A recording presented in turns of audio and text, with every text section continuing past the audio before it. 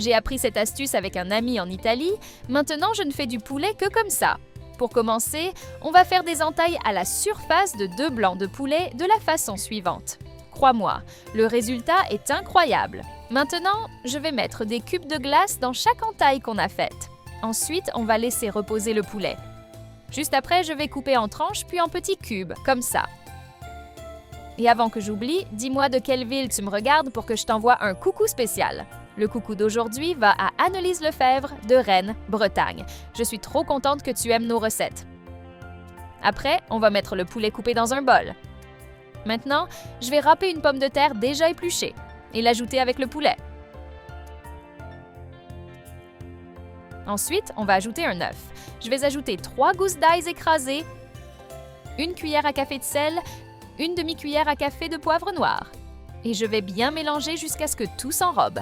Tout est en train de devenir exactement comme je voulais. Maintenant, on va ajouter une tasse de farine de blé. Et je continue de mélanger pour incorporer jusqu'à obtenir une texture bien homogène. Tu mettrais quel ingrédient spécial ici, toi? Dis-moi, j'adorerais savoir.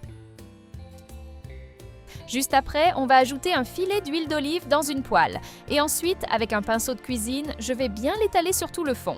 Maintenant, on va verser la préparation dans cette poêle.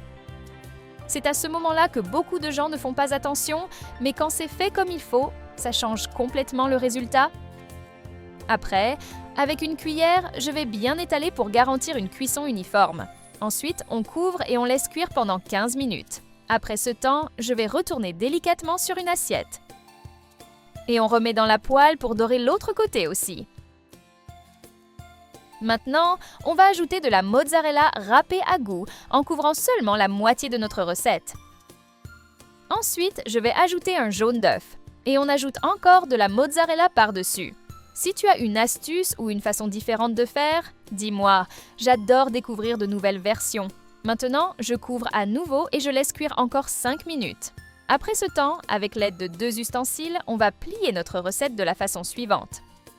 À chaque fois que j'arrive ici, je me rappelle que cuisiner, ce n'est pas seulement de la technique, c'est aussi l'émotion de transformer des ingrédients simples en quelque chose de spécial.